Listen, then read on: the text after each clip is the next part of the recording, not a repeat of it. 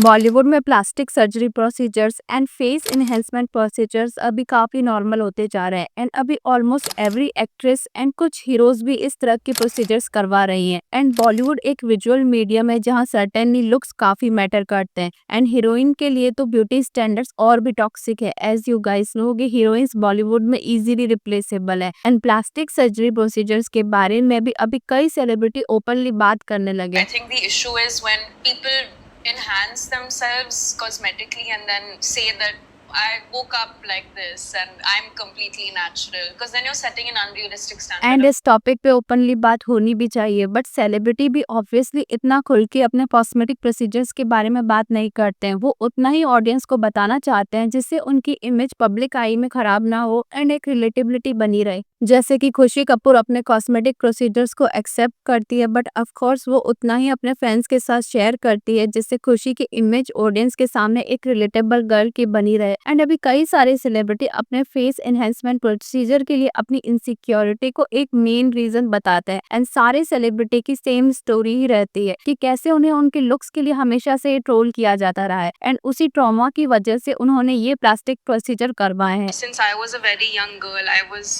made fun of because of the way I looked. I didn't look like my mom, I didn't look like my sister.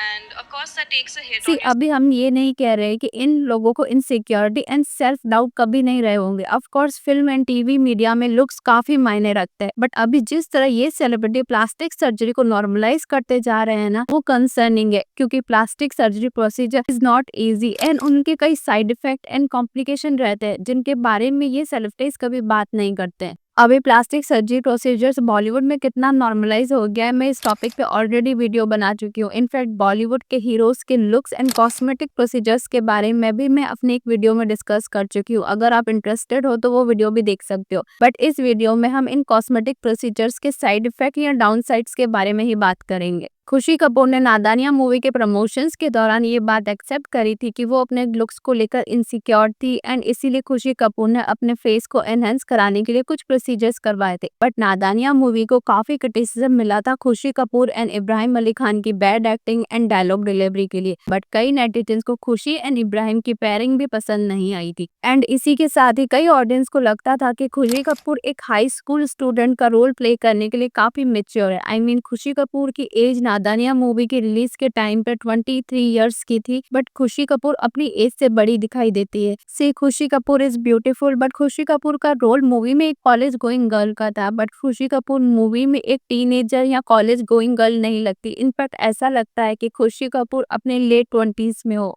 जबकि खुशी कपूर की as 23 years की थी जब नादानिया movie release हुई थी and certainly खुशी कपूर ने जो plastic procedures and Botox treatment करवाए हैं उनकी वजह से ना सिर्फ वो अपनी एज से थोड़ी बड़ी दिखाई देती है बल्कि कई नेटिजन्स का मानना है कि खुशी कपूर ने अपनी मदर श्रीदेवी से इनहेरिटेड नेचुरल लुक्स को भी खो दिया है। आई मीन ये सब सर्जरी से पहले खुशी की शक्ल अपनी मदर से मिलती थी बट आफ्टर प्रोसीजर्स खुशी कपूर का फेस उनकी मदर से नहीं मिलता है एंड ऐसा कहा जाता है कि खुशी कपूर ने शायद rhinoplasty, chin contouring and lip fillers and Botox जैसे कई प्रोसीजर्स करवाए हैं। सिमिलरली जानवी कपूर ने भी कई प्लास्टिक प्रोसीजर अपनी फर्स्ट फिल्म के डेब्यू से पहले ही करवाने स्टार्ट कर दिए थे and no doubt Janhvi Kapoor के प्लास्टिक प्रोसीजर उन पर सूट भी कर रहे हैं एंड जानवी कपूर काफी हॉट एंड स्टनिंग दिखाई देती है बट अभी जानवी कपूर ने भी इतने प्रोसीजर्स करवा लिए हैं ना कि वो भी अपनी एज से थोड़ी बड़ी दिखाई देती है। जानवी कपूर अभी 28 साल की है बट अभी जानवी कपूर को तो ऐसा लगता है कि वो अपने अर्ली 30s में या मिड 30s में and Janhvi looks absolutely glamorous and stunning and early 30s में होने का मतलब ये नहीं होता कि आप ब्यूटीफुल नहीं है। The point is these actresses are not looking like their age. जैसे Shanaya Kapoor also look like a 30-year-old woman. अभी हो सकता है कि इन एक्ट्रेसेस का style and dressing sense mature लोगों की तरह हो या सोफिस्टिकेटेड लोगों की तरह हो जिस वजह से ये अपनी एज से थोड़ी बड़ी दिखाई देती हो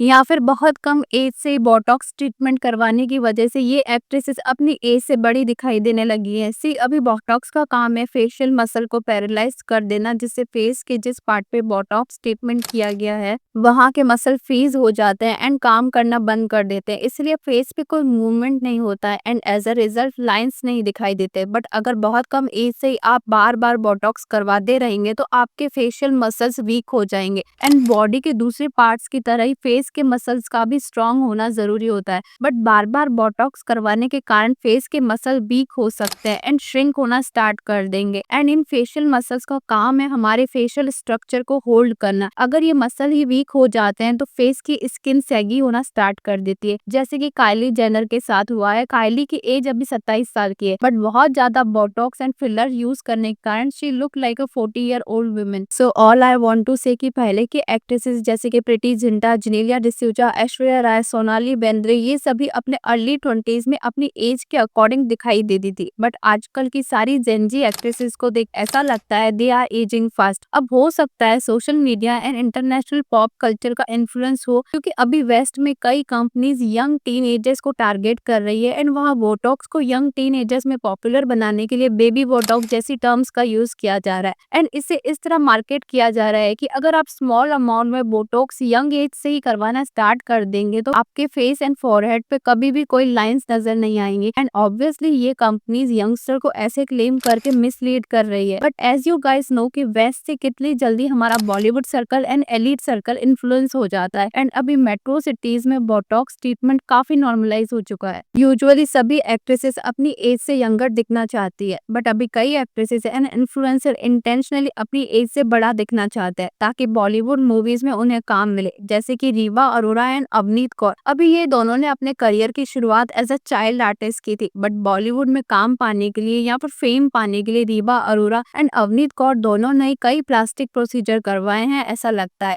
अभी कहा जाता है कि रीवा अरोरा एक टीनेजर है, बट रीवा अरोरा को देख ऐसा लगता है कि वो अपने मिड-20s में है एंड यही नहीं, रीवा अरोरा अपने आप को पोर्ट्रे भी इसी तरह करना चाहती है। कुछ इसी तरह की सेम स्टोरी अवनीत कौर की भी है। अवनीत कौर ने भी एज ए चाइल्ड आर्टिस्ट अपने करियर की शुरुआत की थी एंड अवनीत के कई फैंस जो उनके टीवी सीरियल्स की वजह से उनको जानते हैं, वे अवनीत कौर के इस तरह के ट्रांसफॉर्मेशन को देख के काफी शॉक रह गए थे। अवनीत कौर ने भी बॉलीवुड में मूवीज में काम पाने के लिए कई तरह के प्लास्टिक प्रोसीजर करवाए हैं एंड कहा जाता है कि अवनीत कौर ने chest enhancement, but enhancement, lip fillers जैसे कई प्रोसीजर्स करवाए हैं एंड सिर्फ 20 ईयर्स की एज में अवनीत कौर ने नवाजुद्दीन सिद्दीकी के साथ मूवी टीकू वेड शेरू की थी, जबकि नवाजुद्दीन सिद्दीकी अवनीत कौर से एज में 28 साल बड़े। बट अवनीत कौर के फैंस ये देखकर हैरान रह गए थे कि अवनीत इतनी जल्दी इतनी बड़ी कैसे हो गई एंड अभी कई नेटिजन्स को अवनीत कौर का ये ट्रांसफॉर्मेशन इनअप्रोप्रिएट भी लगता है एंड अभी अवनीत कौर सिर्फ 23 साल की है, बट कई तरह के प्लास्टिक प्रोसीजर्स एंड जिस तरह से अवनीत को अपने आप को प्रेजेंट भी करती है ना, उसकी वजह से अवनीत कौर अभी अपनी एज से काफी बड़ी दिखाई देती है एंड बॉलीवुड में कई और चाइल्ड आर्टिस्ट है जिनकी भी सिमिलर स्टोरी रही है, जैसे कि हंसिका मोटवानी। हंसिका मोटवानी को आप लोग शाका लाका बूम बूम सीरियल से जानते होंगे एंड हंसिका ने कोई मिल गया मूवी में भी काम किया था, बट कोई मिल गया मूवी की रिलीज के कुछ समय बाद ही हंसिका मोटवानी हिमेश रेशमिया के साथ as a male lead actress Aapka Suroor movie में नजर आती है। बट कई लोगों को ये यकीन ही नहीं हो रहा है कि हंसिका मोटवानी जो कोई मिल गया मूवी में एक चाइल्ड आर्टिस्ट का रोल प्ले कर रही थी, वही हंसिका इतनी जल्दी बड़ी कैसे हो गई एंड अभी हंसिका हिमेश की हीरोइन का रोल प्ले कर रही है एंड उस वक्त भी कई लोगों का मानना था कि हंसिका की मदर ने हंसिका मोटवानी को एक एडल्ट ह्यूमन की तरह दिखाने के लिए मे बी ग्रोथ हार्मोन्स का यूज किया हो। कि इस बात में कितनी सच्चाई है ये कंफर्म करना तो मुश्किल है, बट इन सब एग्जांपल से ये बात तो कंफर्म हो जाती है कि कई पेरेंट्स बॉलीवुड में अपने बच्चों का करियर बनाने के लिए किसी भी हद तक जाने को तैयार है, चाहे इस तरह वो अपने ही बच्चों को एक्सप्लॉइट क्यों ना कर रहे हो। एनीवेज, अभी हम ऐसी एक्ट्रेसेस के बारे में बात करेंगे जिनका प्राइमरी गोल तो था अपने फेस को और अट्रैक्टिव बनाना, बट पॉच प्लास्टिक प्रोसीजर्स ने उनके फेस के साथ उनका करियर भी खत्म कर दिया। रिसेंटली राधिका मदान अपने बॉच प्लास्टिक प्रोसीजर्स की वजह से काफी न्यूज में थी। राधिका मदान को आपने इंग्लिश मीडियम मूवी में देखा होगा एंड राधिका मदान सर्जरी से पहले काफी क्यूट एंड स्वीट गर्ल दिखाई देती थी, बट अभी ऐसा लगता है कि राधिका मदान की राइनोप्लास्टी अच्छे से नहीं हुई है एंड इसी की वजह से राधिका मदान का फेस काफी वियर्ड लगने लगा है एंड राधिका मदान का चेहरा पहले काफी इनोसेंट सा नजर आता था, बट अभी राधिका मदान काफी अलग दिखाई देने लगी है एंड आयरनी इज कि राधिका मदान खुद पहले एक इंटरव्यू में बता चुकी है कि वो कभी भी प्लास्टिक सर्जरी नहीं करवाएंगी, एज प्लास्टिक प्रोसीजर्स करवाने के बाद सारी एक्ट्रेसेस सेम ही दिखाई देती हैं। सो आई थिंक मुझे सब सेम लग रहे थे यहाँ पे, जो चीजें करवा भी रहे थे मुझे सेम दिखने में भी सेम लग रहे थे, तो मुझे लगा मैं अपनी ओरिजिनलिटी दिखा पाऊंगी, कुछ चीज में दिखती हूँ